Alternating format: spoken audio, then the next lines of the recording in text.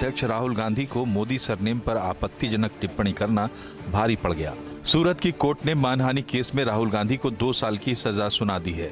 राहुल गांधी ने 2019 में लोकसभा चुनाव के दौरान कर्नाटक के कोलार की एक रैली में मोदी सरनेम को लेकर बयान दिया था। उन्होंने कहा था कि सभी चोरों का सरनेम मोदी क्यों होता है। टिप्पणी करते वक्त उन्होंने प्रधानमंत्री नरेंद्र मोदी का नाम भी लिया था। इसके बाद बीजेपी नेता पूर्णेश मोदी ने राहुल के खिलाफ मानहानि का केस दर्ज करा दिया था। कोर्ट ने राहुल को सजा सुनाने के साथ जमानत भी दे दी है। सजा के खिलाफ अपील के लिए 30 दिन का वक्त दिया है, लेकिन कांग्रेस इस पूरे मामले में अपनाई गई कानूनी प्रक्रिया और कोर्ट के फैसले पर सवाल उठा रही है। मालूम था पहले से ये लोग जज को बदलते गए, ये सारी चीजें करते गए, हमको तो अंदाजा लग रहा था, लेकिन हम कानून में विश्वास रखने वाले हैं, जुडिशरी में विश्वास रखने वाले हैं और कानून के तहत ही हम लड़ेंगे। इसके बाद सेशंस कोर्ट ले जाएंगे इसको, और उसके ऊपर भी कई अदालतें हैं। ये गलत निर्णय है, कानून में इसका समर्थन नहीं किया जा सकता। राहुल को सजा के बाद कांग्रेस के कार्यकर्ताओं ने देश के अलग अलग शहरों में विरोध प्रदर्शन किया।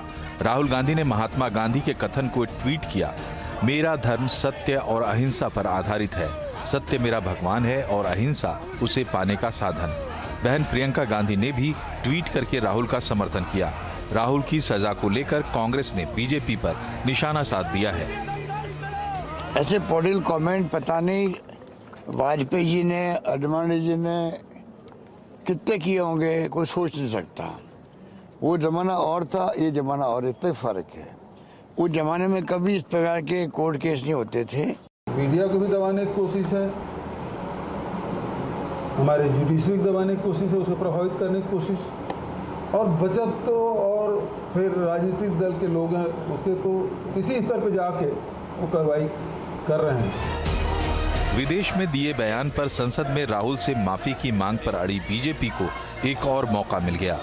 बीजेपी ने राहुल को तोल मोल कर बोलने की नसीहत दी। राहुल जी को इस सच्चाई को स्वीकार करना चाहिए कि शब्दों की चोट शस्त्रों की चोट से ज्यादा गहरी और पीड़ादायी होती है, और शब्द जब अनर्गल और झूठे हों तब तो चोट और गहरी और कष्टदायी हो जाती है। वो तो चाहते हैं कि राहुल गांधी को कंप्लीट फ्रीडम दिया जाए, वो गाली पढ़ते रहे। ये तो नहीं हो सकता ना। अगर देश में कानून का राज है तो कानून का राज चलेगा। इस मामले पर कांग्रेस से दूरी रखने वाली आम आदमी पार्टी राहुल के साथ खड़ी दिख रही है। दिल्ली के सीएम अरविंद केजरीवाल ने ट्वीट किया कि हमारे कांग्रेस से मतभेद हैं, लेकिन राहुल गांधी जी को इस तरह मानहानि मुकदमे में फंसाना ठीक नहीं है। आम आदमी पार्टी भी कोर्ट के फैसले से सहमत नहीं है। राहुल गांधी से हमारे वैचारिक मतभेद हो सकते हैं, उनकी पार्टी से वैचारिक मतभेद हो सकते हैं, लेकिन इस तरह से डिफेमेशन के मामले में 2 साल की सजा करना, मैं तो समझता हूं कि ये एक घोर अन्याय है और न्यायालय के निर्णय के खिलाफ कांग्रेस पार्टी को आगे जाना चाहिए।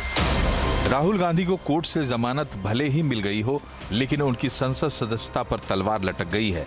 2 साल या इससे ज्यादा की सजा होने पर सांसद की सदस्यता जा सकती है।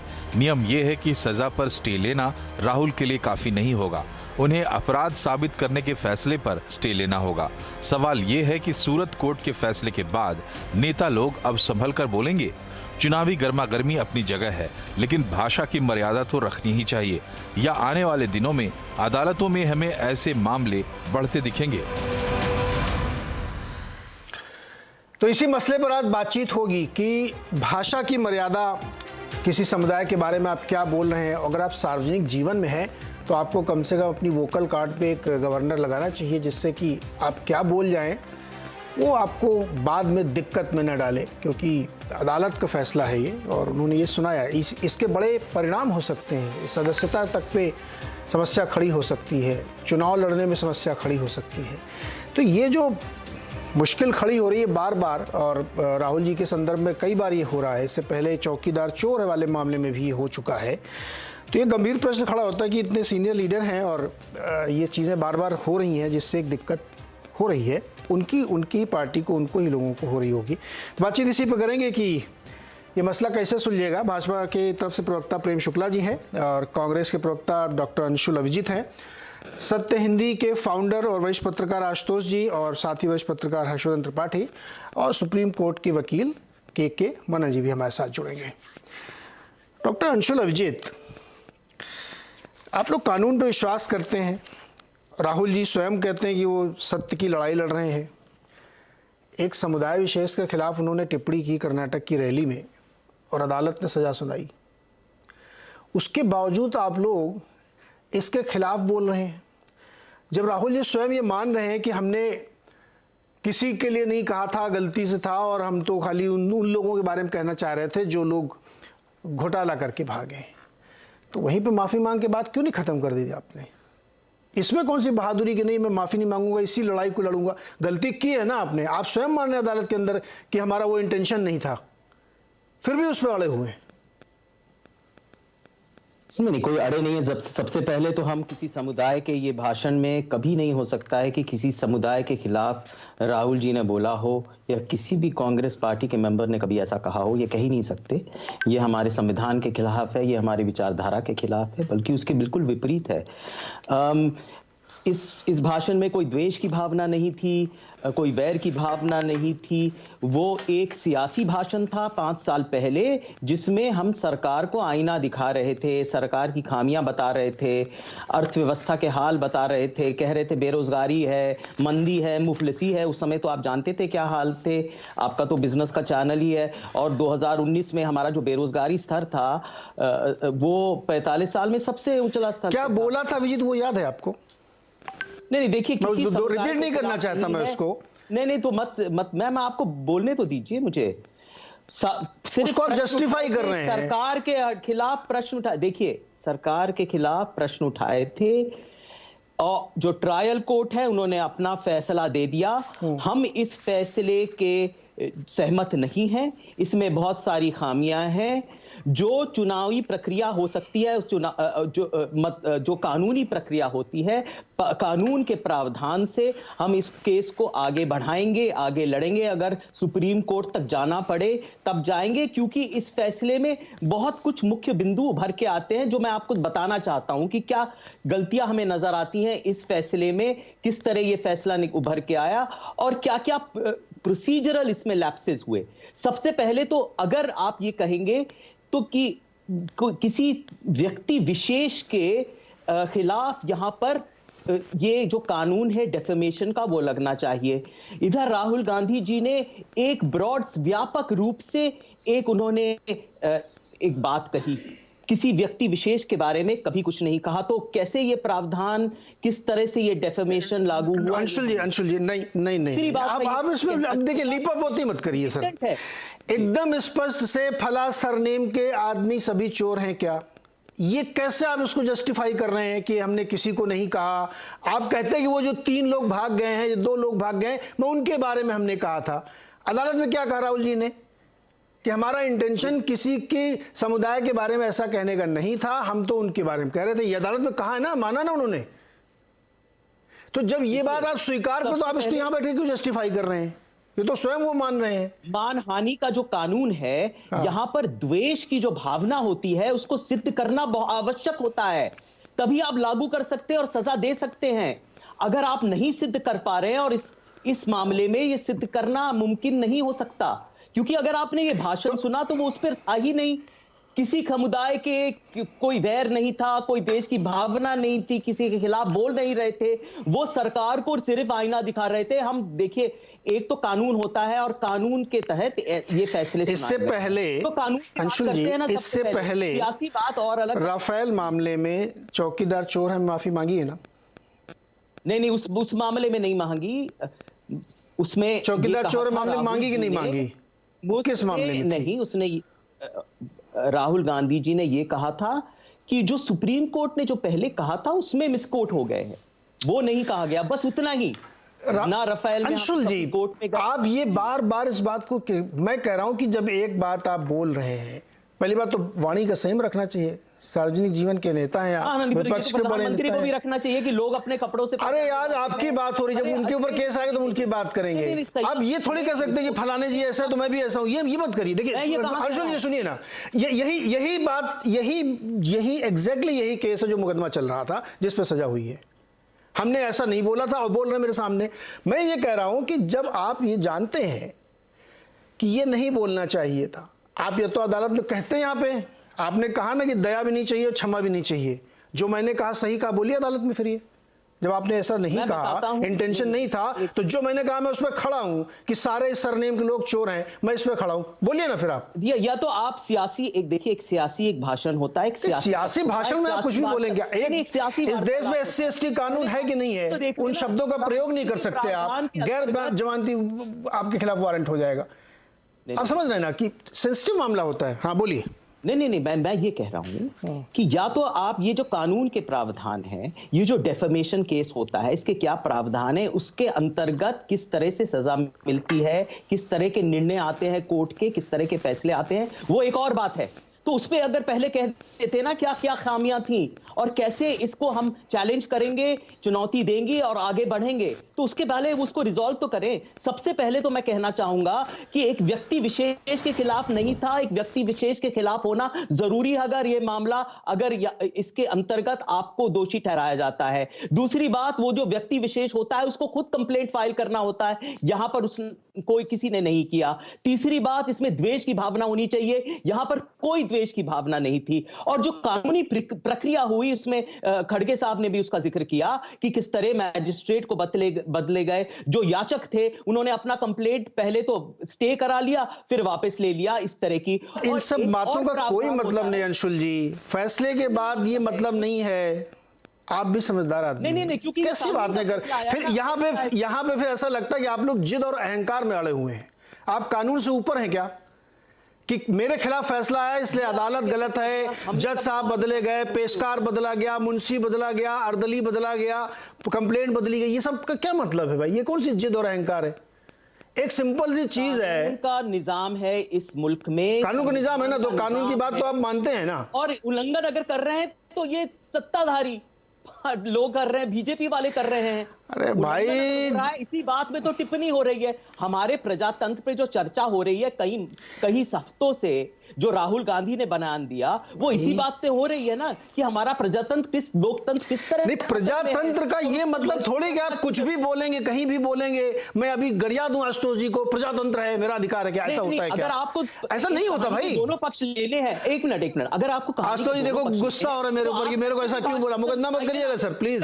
जब गृह मंत्री ने ये कहा, अरे भाई लोकतंत्र का मतलब ये नहीं है बंगाल की खाड़ी में फेंक देना चाहिए, तो आप मुकदमा करो। मैं तो आपको सलाह दे रहा हूं कि जिसके आपको वक्तव्य कंठस्थ है अभी इसी समय, उन सब के खिलाफ आप मुकदमा करिए। मैं तो खुद कह रहा हूं, मैं कब कह रहा हूं कि उनको आप छोड़ दीजिए, करिए ना मुकदमा। तो आप ये कह रहे नहीं, अगर आपको लगता है कि किसी ने, बीजेपी किसी नेता ने आपके खिलाफ कुछ बोला, आप तुरंत मुकदमा करिए। मैं तो इस पक्ष में हूं, करिए आप, मेरी सलाह है आपकी। नहीं, हम तो कह रहे हैं कि आपको पार्लियामेंट में बोला नहीं, संसद जो प्रणाली है उसको आपने ध्वस्त कर दिया। कौन सी प्रणाली ध्वस्त कर दिया सर? ना कि न्यायपालिका ही बची है। आपने खुद ही स्वीकार किया कि यहाँ पर इस मुल्क में सिर्फ न्यायपालिका बची है, संसद तो आप न्यायपालिका भी नहीं मानना सर। जिस केस में आपके पक्ष में फैसला वो तो न्यायपालिका ठीक है, मेरे अगेंस्ट आ गया तो न्यायपालिका गलत है। अहंकार और जिद इतना नहीं होना चाहिए। ये हमारा कानूनी हक है कि हम आगे जाइए। उसमें कौन मना कर रहा है?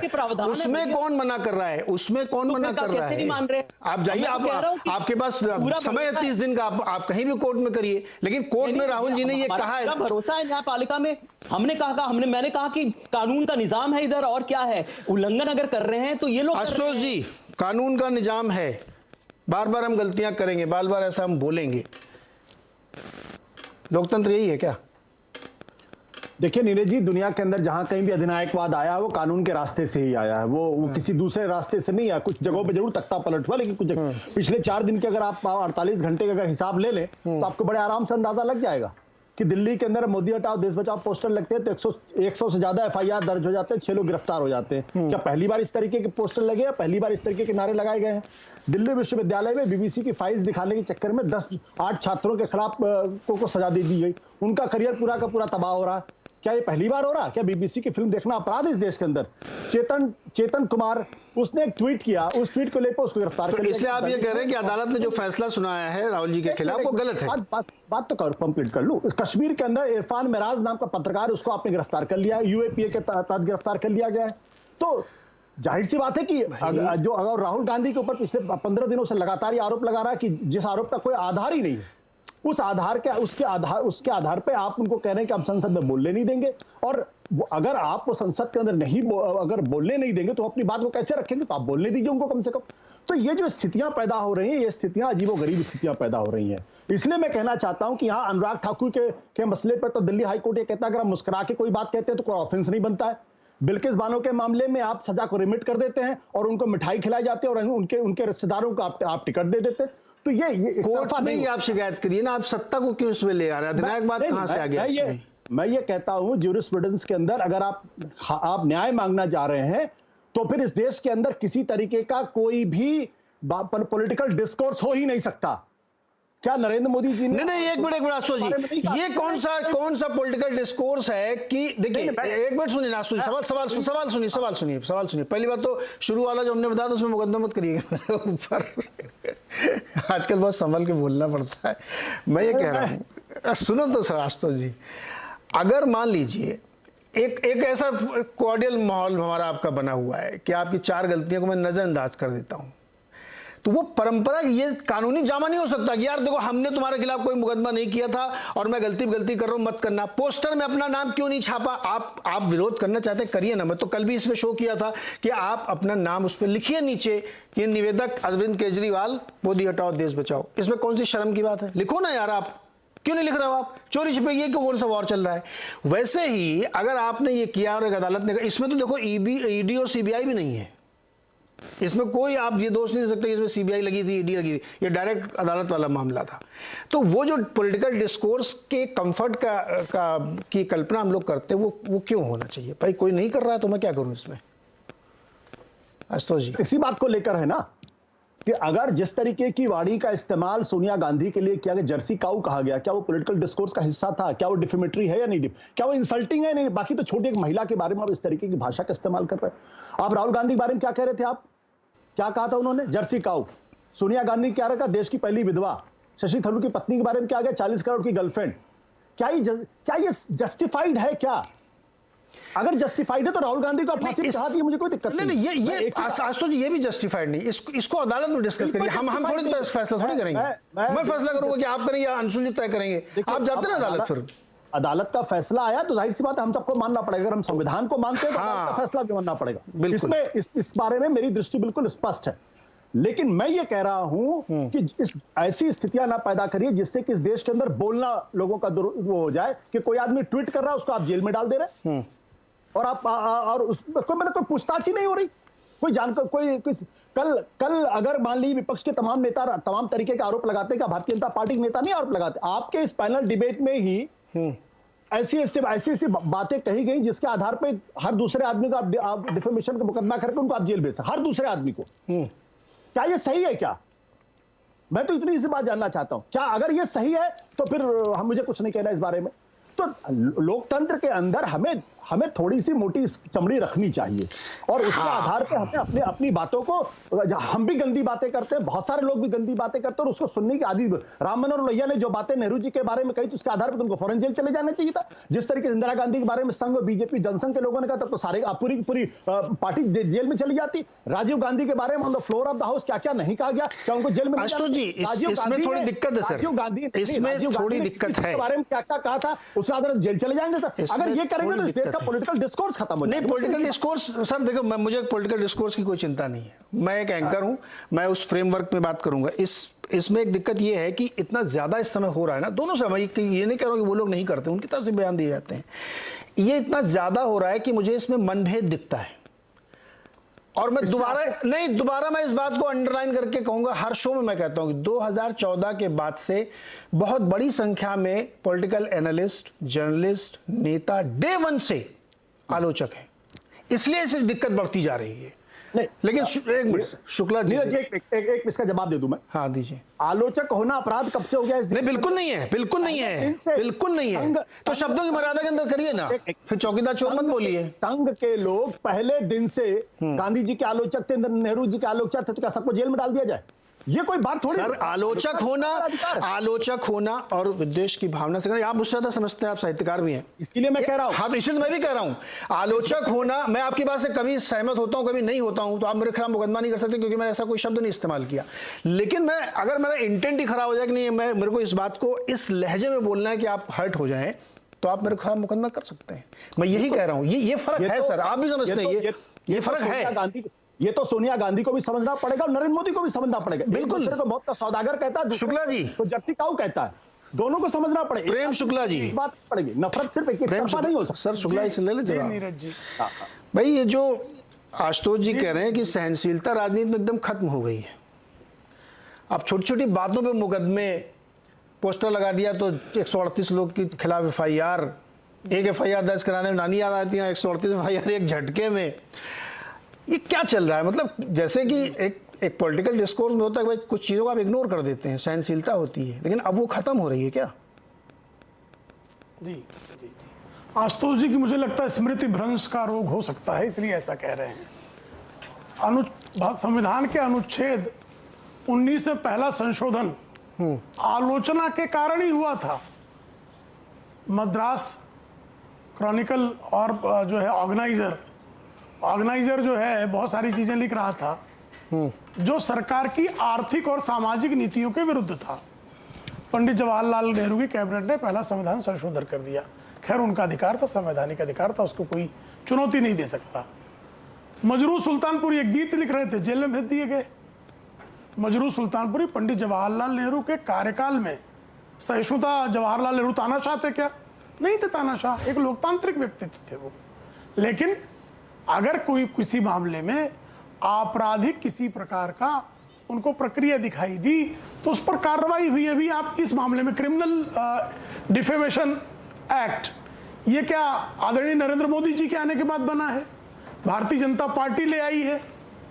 और क्रिमिनल डिफेमेशन एक्ट में जब आपने कोलार में जो आपने कहा वो क्रिमिनल डिफेमेशन था, नहीं था, इस संदर्भ में मुकदमा हो सकता है कि नहीं हो सकता है? और इस तरह के मुकदमे होते हैं कि नहीं होते हैं? मुकदमे होते हैं। बाला साहब ठाकरे पे ऐसे मुकदमे हुए, मराठियों के समर्थन में बात की और मुकदमे हो गए, झेलने पड़े। मेरे ऊपर खुद 30 से 40 मुकदमे दोपहर का सामना का, कार्यकारी संपादक होने के मेरे कार्यकाल में 30 से 40 किसी की पुस्तक का अंश छाप दिया और वो पुस्तक मान्य थी, फिर भी मेरे ऊपर मुकदमा हो गया। सरकारी लोग मुकदमा में जीता, ये मेरा अपना पक्ष था कि मैं विधिक रूप से जो है सशक्त था, इसलिए जीत सका उस मुकदमे, लेकिन मुकदमे का सामना करना पड़ा। अब यहां प्रश्न पैदा होता है कि अगर आप, और अच्छा दूसरा इसमें देख लीजिए, 12 विधायकों को, शिवसेना भारतीय जनता पार्टी के 12 विधायकों को 1990 के चुनाव में सिर्फ इसलिए बार कर दिया गया था, उनकी सदस्यता रद्द कर दी गई थी।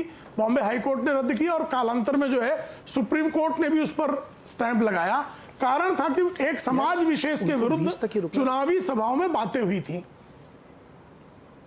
चुनावी सभाओं में बातें हुई थी, उसके कारण 12 लोगों के विधायक का उनकी सदस्यता रद्द हो गई।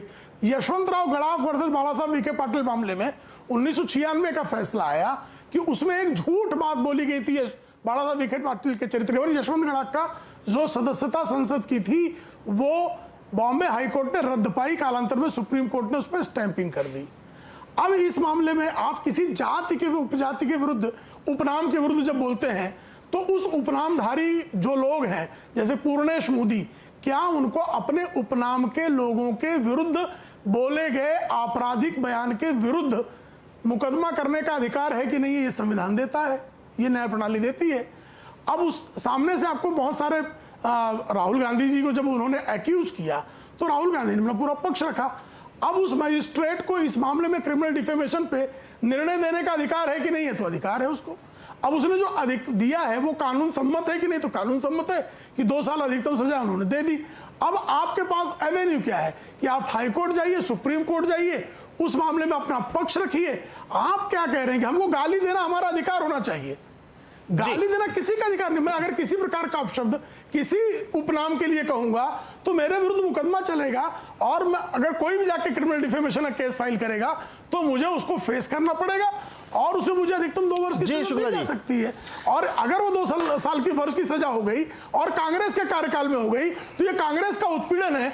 ये मैं कह सकता हूं जैसे नदीम सर। तो यहाँ एक बड़े संगीतकार थे, उनके खिलाफ क्रिमिनल केस हुई। उन्होंने कहा मुसलमान हूँ इसलिए गुलशन कुमार के केस में जो है मुझे फंसाया जा रहा है। मोहम्मद अजहरुद्दीन जी जी जी जी रुकिए के सर। केस में उन पर मुकदमा देखिए, होगा, मुसलमान हूँ इसलिए फंसाया जा रहा है। कानून के अजीब जो है लोग जो है कवच लेने का काम करते हैं। कानून के पहले शिकार रशीद मसूद थे।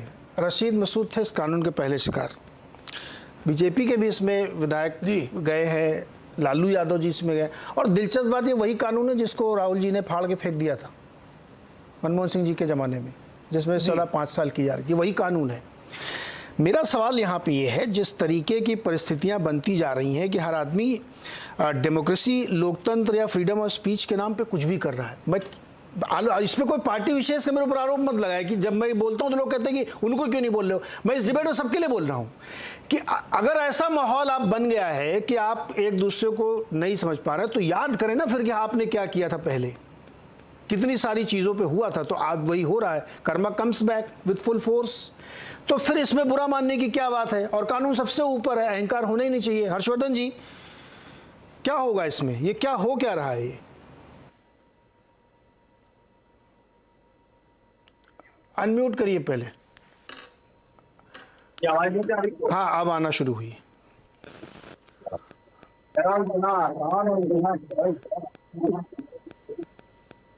नहीं, थोड़ा ऑडियो में प्रॉब्लम है हर्षवर्धन की। मैं इसको रिकनेक्ट कराता हूँ आपसे। अंशुल जी के पास चलता हूँ वापस। अंशुल जी, सवाल वही है। देखिए, इसमें भाजपा के एक विधायक थे, उनको भी झेलना पड़ा, रशीद मसूद को, लालू यादव को। ये वही कानून था जिस पर राहुल जी ने अध्यादेश फाड़ के फेंक दिया था प्रेस क्लब में, है ना। 5 साल उसकी की जा रही थी, लेकिन 2 ही साल है। खैर, सवाल ये है कि कई बार राजनीति में आप आगे बढ़ते हैं और इन चीज़ों से बचने की कोशिश करते हैं, लेकिन लगातार ये चीज़ें होती जा रही हैं।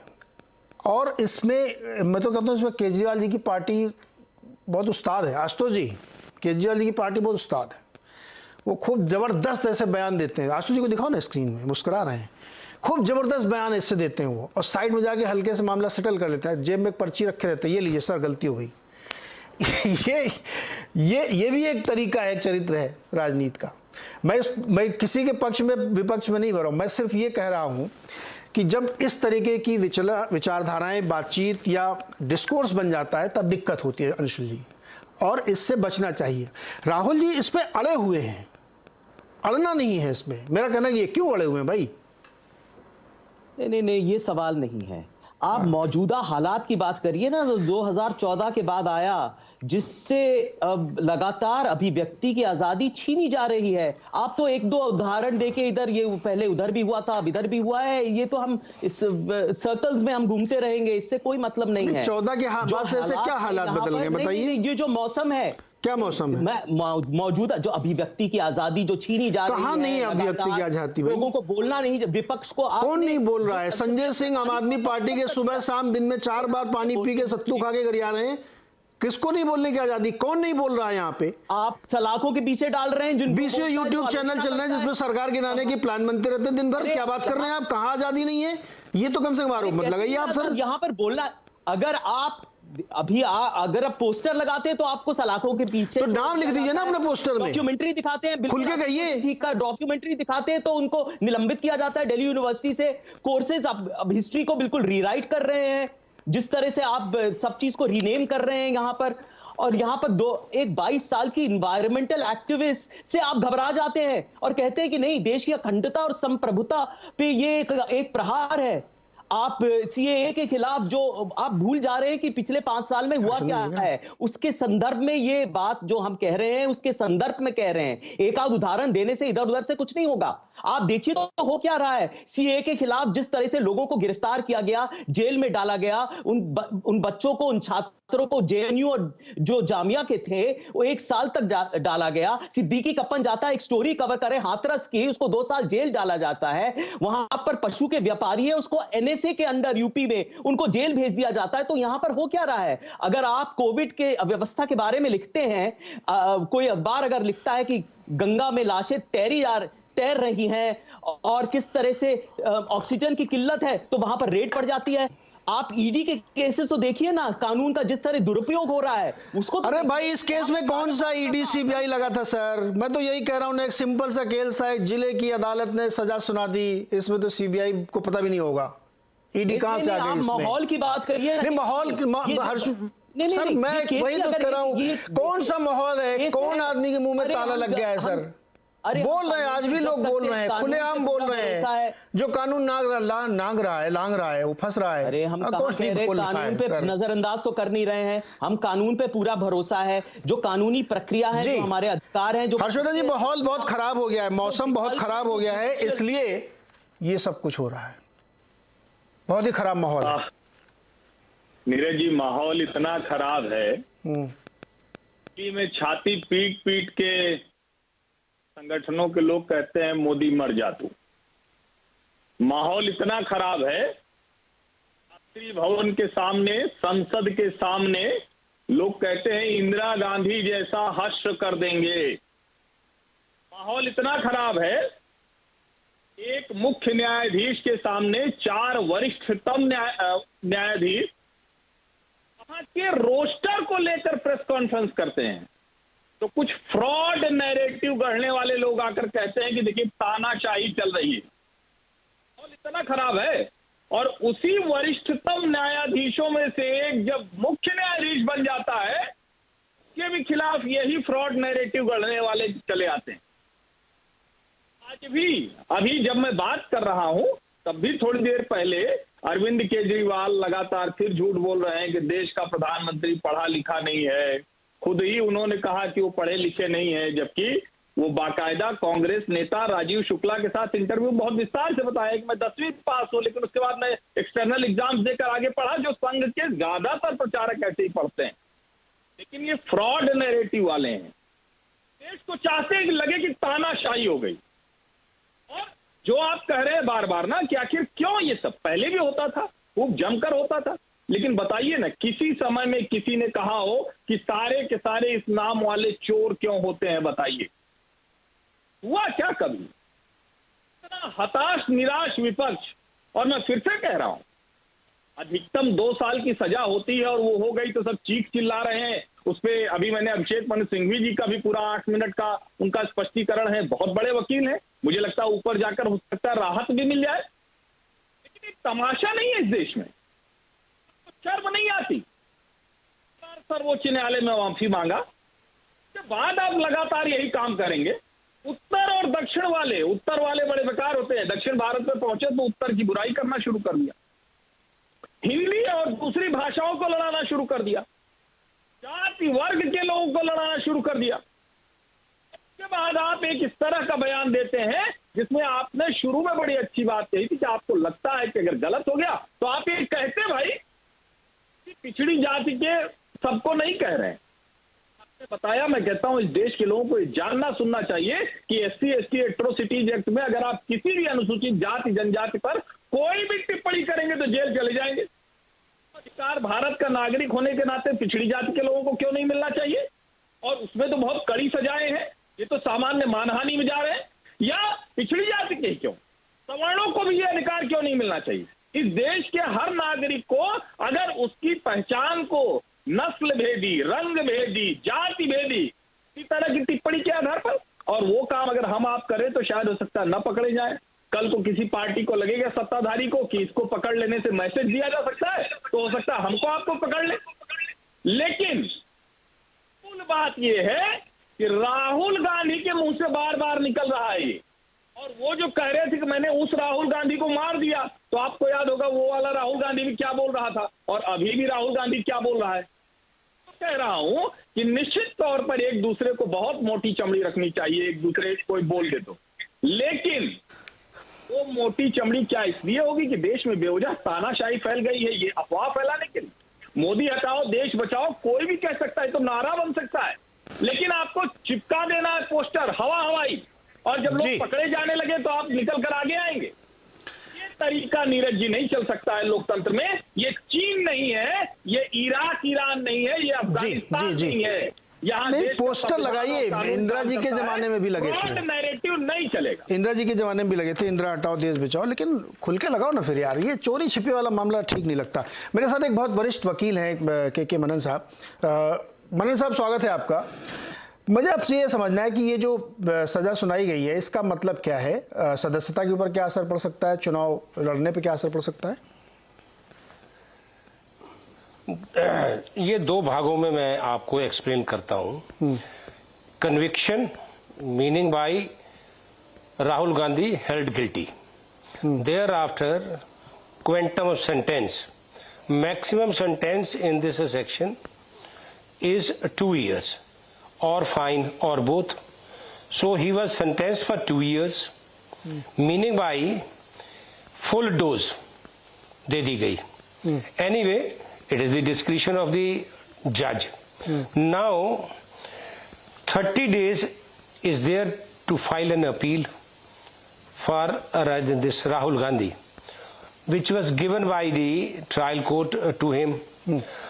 30 दिन अब इनके पास है। उस 30 दिन में अगर ये अपील डालते हैं, अपीलेट कोर्ट उसको कन्विक्शन को, नॉट ओनली सेंटेंस, कन्विक्शन को भी अगर स्टे करते हैं तो शायद स्पीकर के लिए, स्पीकर साहब के लिए थोड़ा फैसला इनकी इसको डिस्क्वालीफाई करने के लिए मुश्किल होगा। लेकिन अब समय ये, अब जो उन्होंने ऑर्डर पास किया कि ऑर्डर में कन्विक्शन एंड सेंटेंस दोनों सस्पेंड है या अकेली सेंटेंस सस्पेंड है और कन्विक्शन है, अब इन दोनों चीजों को देखना पड़ेगा। मेरे पास ऑर्डर तो है नहीं, लेकिन मैं इतना जरूर कहूंगा, आपके सामने 2 केस हैं। आजम खान का केस है आपके सामने, 2 ईयर सेंटेंस थी, उसमें सदस्यता गई है। और उसके पहले शायद लालू प्रसाद यादव थे, सदस्यता गई है और वो इलेक्शन नहीं लड़ सकते हैं। और अब जहां तक मैं इतनी देर से आप वक्ताओं को सुन रहा था, काफी लंबे चौड़े भाषण करे हैं, लेकिन अब एक चीज तो मैं कहूंगा, जो भी अगर कांग्रेस का प्रवक्ता है, आपको ये भली भांति याद होगा इंदिरा जी का वक्त, आप शायद वो भूल चुके हैं, आप समय से या अपने एक्सपीरियंस से अब कोई लेसन नहीं ले रहे हो। डे बाय डे डिटीरियरेशन ही आ रहा है। Conviction is conviction, conviction Modi ji ने नहीं करी है, सरकार ने नहीं करी है, कन्विक्शन कोर्ट ने करी है। अदालत के आगे सर झुकाकर फांसी लेता है इंसान और आपको 2 साल की सजा। आप अपना सर झुकाओ कि नतमस्तक है आपके फैसले के आगे, आपका फैसला गलत है तो उसकी अपील करने का आपको अधिकार उसी कोर्ट ने दिया है, उसी कोर्ट ने आपको बेल दी है, आपकी सेंटेंस सस्पेंड करी है। मैं सुबह से देख रहा हूं, एक चैनल नहीं मैं 4 चैनल पे आ चुका हूं, कांग्रेस के प्रवक्ता इस तरह से बोलते हैं, शायद या तो ये पढ़ के नहीं आ रही हैं या ये इस केस को, और मैं कह रहा हूं, दावे से कहता हूं, ये इस कन्विक्शन को इंदिरा गांधी होती तो आज देश में स्थिति और होती। इनको किसी चीज को इनकैश करने का भी भूल चुके हैं, ये भूल चुके हैं सब कुछ। इनकैश करने के भी तरीके होते हैं। चूंकि मैं लॉयर भी हूं, बार का लीडर भी हूं, बार काउंसिल का चेयरमैन हूं, वकीलों से वोट लेके आया हूं, तो जो सियासत है वो हम करेंगे। हम अंशुल जी प्लीज उनको कंप्लीट कर। आप कुछ सियासत नहीं अब जानते, आप सियासत भूल गए हो, 9 सिक्किए हो। अब दुख होता है आपकी सियासत पे, अधिकार दे रखा है आपको हर किसी ने, हर चैनल पे आके इधर को उधर को बोलो। कानूनी बात में मैं राजनीतिक भी कर सकता हूं, मैं देश का नागरिक हूं, लेकिन लक्ष्मण रेखा के अंदर करूंगा जो भी बात करनी है। मैं लक्ष्मण रेखा कभी पार नहीं करूंगा। हर नेता और मेंबर पार्लियामेंट, मिनिस्टर ये लॉ बनाने का काम करते हैं, ये लेजिस्लेचर है। अगर लेजिस्लेटर मेंबर पार्लियामेंट अगर इस भाषा का प्रयोग करेंगे, जीत हार होती है। आपको याद है वाजपेयी जी का भाषण, एक वोट से वो सीएम थे सिटिंग उड़ीसा के, लेकिन मेंबर पार्लियामेंट से रिजाइन नहीं किया था। एक वोट से वाजपेयी जी सरकार गिर गई और जाते हुए उन्होंने क्या भाषण किया था, सरकारें आएंगी सरकारें जाएंगी, लेकिन लोकतंत्र रहना चाहिए, वाजपेयी, आप लोगों को इसको, अरे हम ही तो कह रहे हैं कि लोकतंत्र रहना चाहिए, उसको महफूज रहना चाहिए, और अब खतरे में है। बस हमारा ही तो ये वक्तव्य है, यही तो भाषण है हमारा। इसी के लिए कोई खतरा नहीं है, सिर्फ आपको खतरा है। ये तो लड़ रहे हैं हमारे, बिल्कुल कोई खतरा नहीं है, हमें तो कोई खतरा नजर नहीं आ रहा। आपको कोई खतरा नजर आ रहा? खतरा है। एक आप अलायंस साथ नहीं लेकर चल सकते? क्या है? नहीं, पिछले आप इतिहास देखिए, अपना इतिहास देखिए, बढ़ रही है, ये आपने देखा नहीं शायद, किस तरह कानून का दुरुपयोग हो रहा है। आप अपना इतिहास देखिए, हथियार में बदला जा रहा है।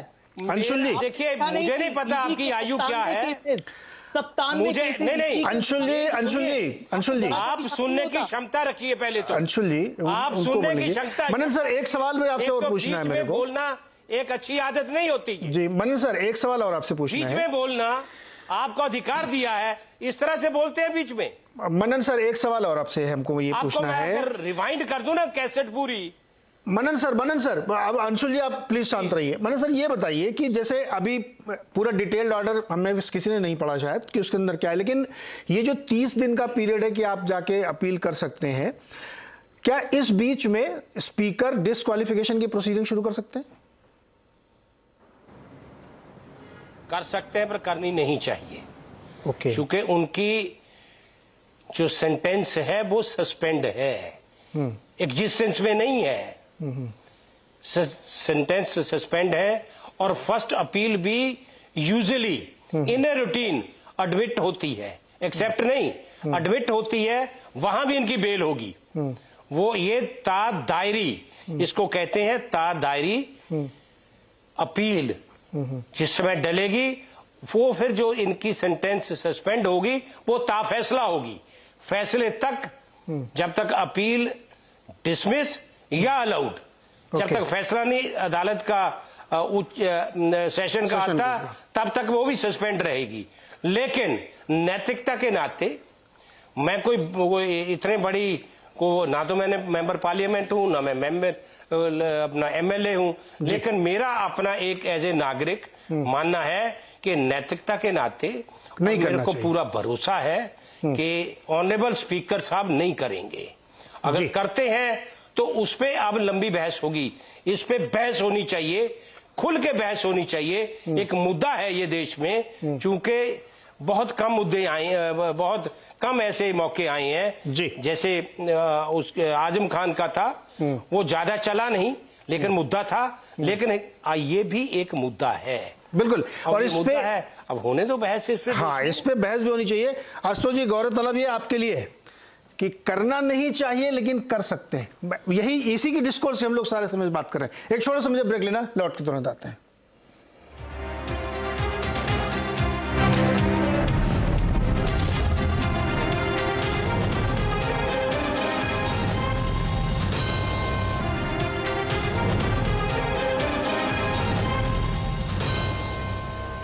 स्वागत है एक बार फिर से आपका आवाज अड्डा में। और आज बातचीत हो रही है सूरत के उस अदालती फैसले का जिसमें राहुल गांधी को 2 साल की सजा सुनाई गई है एक डिफेमेशन केस के मामले में। समय काफी कम, हम लोगों ने ब्रेक से पहले बहुत लंबी चर्चा कर ली है। सबसे निवेदन है बहुत छोटे छोटे जवाब दीजिए। अंशुल जी, अहंकार छोड़िए, सब मामले सेटल करिए, क्यों आप लोग इस चक्कर में उलझे रहते हैं?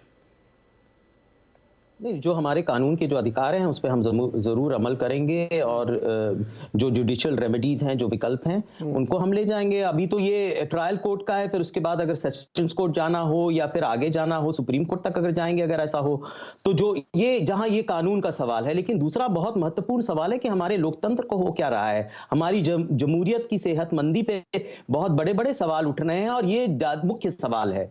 सारे जो डिबेट्स हो रहे हैं पिछले 2 हफ्ते से, वो इसी पे हो रहे हैं। और अगर इस सरकार को अगर कोई चाहती है, इसमें कोई विकल्प चाहती है, कोई रास्ता ढूंढना चाहती है, तो आप बोलिए तो कि आके संसद में बहस तो हो इसके बारे में। आप तो पहले इसी अड़ गए हैं कि पहले माफी मांगो, पहले ये करो, आप तो संसद चलने नहीं दे रहे, और जो संसदीय प्रणाली है उसको बिल्कुल खत्म करना चाहते हैं। मतलब चाहते हैं कि बस कार्यपालिका का आतंक हो, और यहां पर इसीलिए तो हम कह रहे हैं कि यहां पर तानाशाही और अधिनायकवाद है, क्योंकि कार्यपालिका का आतंक है पूरी तरह। अगर 97 ईडी की 97 केसेस विपक्ष के खिलाफ है, तो आपके मन में जरा भी शक नहीं होता? आप बताइए ना। न्यायपालिका मैं मानता हूं सर, मैं तो दो ही अदालत मानता हूं, जनता की अदालत या न्यायालय। तो जनता की अदालत तो खत्म कर दी है। कहां खत्म कर दी? तो क्या बात कर, अभी आप हिमाचल में जीते हैं, कहां जनता की अदालत खत्म हो गई? नहीं, मैं संसद की बात कर रहा हूं। यहाँ पर सर जनता की अदालत मतलब चुनाव, क्या होता है? जनता की अदालत मतलब चुनाव, और एक है जो न्याय की अदालत है। दो ही अदालत है, दोनों में लड़िए सर आप। बाकी टीवी की डिबेट में आप मुझसे जीत के क्या फायदा पाएंगे? आशुतोष जी आगे कहां गाड़ी बढ़ने वाली है? कैसे मामला आगे चलेगा? ऐसे ही चलता रहेगा क्या? जनता की अदालत में जाना पड़ेगा फिर तो। नहीं, मुझे लगता है कि इस अदालत के इस फैसले के बाद तो कांग्रेस पार्टी को खुश होना चाहिए। कांग्रेस पार्टी को, इसको मैं मनन साहब की इस राय से पूरी तरीके से सहमत हूं। कांग्रेस पार्टी को इस मुद्दे को बड़ा बनके इसको एक्सप्लॉइट करने की कोशिश करनी चाहिए और पॉलिटिकल ब्राउनी पॉइंट्स के अलावा जनता में संदेश देना चाहिए कि उनको विक्टिमाइज किया जा रहा। इसमें राहुल गांधी को बिल्कुल परेशान होने की जरूरत ही नहीं, ना कांग्रेस पार्टी को परेशान होने की जरूरत है। और इसमें कांग्रेस पार्टी को राजनीतिक तौर पर फायदा होगा और ठीक ठाक फायदा होगा। इसमें मनन साहब की एक बात से मैं सहमत जरूर नहीं हूं कि स्पीकर साहब को कोई अधिकार ही नहीं है किसी तरीके का कोई केस नहीं, उन्होंने ये नहीं कहा। उन्होंने कहा है कि करना नहीं चाहिए, अधिकार तो है।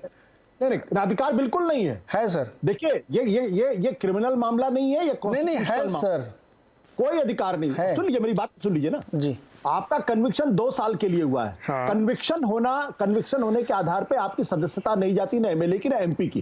कन्विक्शन अगर 2 साल से ज्यादा है तो आपकी सदस्यता ऑटोमेटिकली जा सकती है। लेकिन चूंकि कोर्ट ने उनके सेंटेंस को सस्पेंड कर दिया, चूंकि कोर्ट ने सस्पेंड किया। सर अगर आपने ध्यान से सुना नहीं, मनन जी ने कहा नहीं, इस पे बहुत डिस्प्यूट है सारे जगहों पे। मैं दोबारा नहीं सर सुन लीजिए, 2 साल है, उससे ज्यादा कानून वाले तो बहस नहीं है। उसमें उन्होंने क्या कहा मनन साहब ने, अभी कोर्ट की डिटेलिंग ऑर्डर जो पड़ेगा कि जैसे ही कोर्ट का ऑर्डर प्रोनाउंस हुआ उसी समय से लोकसभा अध्यक्ष चाहे तो प्रोसीडिंग शुरू कर सकते हैं, क्योंकि आपने अभी अपील नहीं की है। अपील में जाके आप रुकवा लेंगे कन्विक्शन और सेंटेंस को, तब होगा। आपने पूरी, नीरज जी माफी के साथ आपसे कहना चाहता हूं, उसी कोर्ट ने सेंटेंस का यानी 2 साल की जो सजा है उसको अबेयंस में डाल दिया, उसको इस पर स्टे लगा दिया। इसका मतलब ये कन्विक्शन स्टे करता है। कन्विक्शन अभी है, राहुल गांधी मुजरिम है, लेकिन राहुल गांधी को सजा जो दी गई थी उसको टाल दिया गया है। अगर सजा नहीं टाली गई होती तो राहुल गांधी को वहीं से उठा के जेल ले जाया गया होता। नहीं सर, बेल दी गई है सर। अच्छा खैर चलिए, चूंकि ऑर्डर आपने भी नहीं पढ़ा, हमने भी नहीं पढ़ा है। बिल्कुल कंफ्यूज मत करिए। नहीं, मैं बिल्कुल कंफ्यूज नहीं हूं सर, मैं बिल्कुल कंफ्यूज नहीं हूं इसमें। इसको 2013 का सुप्रीम कोर्ट का फैसला भी इसी मसले पे है।